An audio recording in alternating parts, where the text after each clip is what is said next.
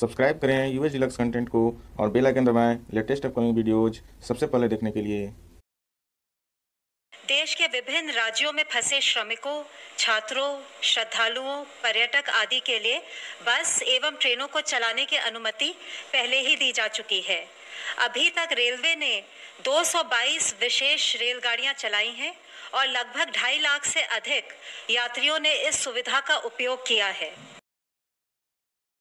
विदेशों में फंसे भारतीय संबंधित भारतीय दूतावास और उच्च आयोग में अपना पंजीकरण कराएंगे। गर्भवती महिलाएं, छात्र, वीजा अवधि समाप्त होने वाले व्यक्ति, मेडिकल इमरजेंसी केसेस इत्यादि को यात्रा में प्राथमिकता दी जाएगी। बोर्डिंग से पहले यात्रियों की स्क्रीनिंग की जाएगी। केवल एसिम्प्टोमेटिक यात्रियों को ही यात्रा की अनुमति होगी। यात्रा के दौरान सिविल एविएशन और हेल्थ के प्रोटोकॉल्स का अनुपालन करना होगा। बोर्डिंग के पहले सभी यात्री अंडरटेकिंग देंगे कि वे भारत में आगमन पर 14 दिनों तक न्यूनतम अवधि के लिए अपने खर्चे पर अनिवार्य इंस्टीट्यूशनल क्वारंटाइन में रहेंगे। गंतव्य पर पहुंचकर सभी की मेडिकल जांच की जाएगी और सभी को आरोग्य सेतु ऐप पर अपने आप को रजिस्टर करना होगा। बहुत से विदेशी ग्रीन कार्ड या ओसीआई कार्ड होल्डर्स और भारतीय जो विभिन्न कारणों से विदेश जाना चाहते हैं, उनके लिए भी यात्रा की व्यवस्था की गई है। जो ओसीआई कार्ड होल्डर्स और विदेशी भारत में लॉकडाउन की वजह से फंसे हुए हैं, उनके वीज़ा सुविधा और कॉन्सुलर सेवाओं के संदर्भ में कई महत्वपूर्ण निर्णय लिए गए हैं।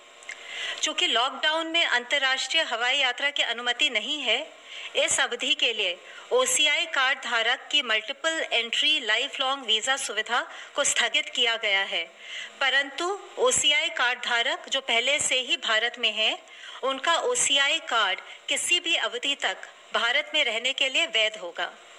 प्रतिबंध के दौरान अगर ओसीआई कार्ड धारक बहुत आवश्यक कारणों से भारत की यात्रा करना चाहें, तो वे भारतीय मिशन से वीजा के लिए संपर्क कर सकते हैं।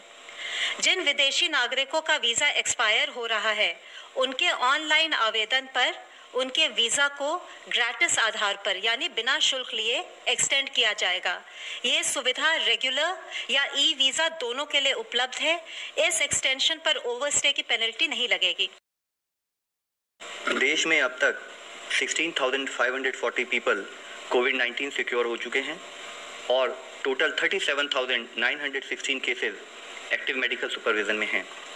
पिछले 24 घंटे में अगर हम देखें तो पाते हैं कि कंफर्म केसेस की संख्या में 3,390 केसेस का इंक्रीज नोट किया है और साथ ही 1,273 पेशेंट्स क्योर भी हुए हैं।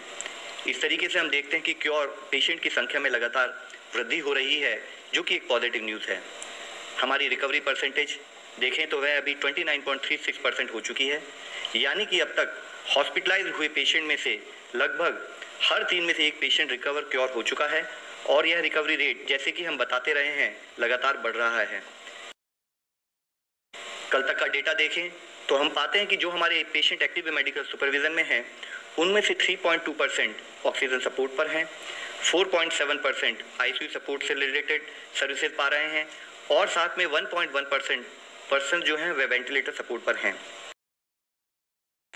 हमारे कंट्री में अगर हम देखें तो पाते हैं कि 216 जिले ऐसे हैं जहां पर कोई केस रिपोर्ट नहीं हुआ है। 42 ऐसे जिले हैं जिनमें पिछले 28 दिन से कोई केस नहीं आया है। 29 ऐसे जिले हैं जहां पर पिछले 21 दिन से कोई केस रिपोर्ट नहीं हुआ है। 36 ऐसे जिले हैं जहां पर कि पिछले 14 दिन से कोई केस नहीं आया है और 46 ऐसे जिले हैं जहां पिछले 7 दिनों से कोई केस नहीं आया है। भारतीय रेलवेज ने 5,231 कोचेस को कोविड केयर सेंटर्स के रूप में कन्वर्ट किया है और उनको 215 आइडेंटिफाइड रेलवे स्टेशन पर रखा जाएगा। इन कोचेस का यूज मिनिस्ट्री ऑफ हेल्थ द्वारा 7 अप्रैल को जारी किए गए दिशा निर्देशों के अनुसार वेरी माइल्ड और माइल्ड केसेस के ट्रीटमेंट के लिए किया जाएगा। यह इंश्योर किया जाएगा कि क्रॉस इन्फेक्शन से बचने के लिए सस्पेक्टेड और कंफर्म केसेस के लिए अलग अलग कोच डेजिग्नेट किए जाएं। जहां पर भी cases Covid care centre coach में एडमिट होते हैं, वहां प्रत्येक पेशेंट को या तो एक इंडिविजुअल केबिन असाइन किया जाए या जरूरत अनुसार 2 कंफर्म पेशेंट एक केबिन में रखे जा सकते हैं। 215 स्टेशन में से 85 स्टेशन पर इवन हेल्थ केयर स्टाफ भी रेलवे द्वारा प्रोवाइड किया जाएगा और एडिशनली जो 130 रेलवे स्टेशन है जहां पर ये कोविड केयर कोचेज होंगी, वहां स्टेट जब अगर उनकी रिक्वेस्ट के अनुसार स्टेट के द्वारा स्टाफ और एसेंशियल मेडिसिन प्रोवाइड की जाएंगी।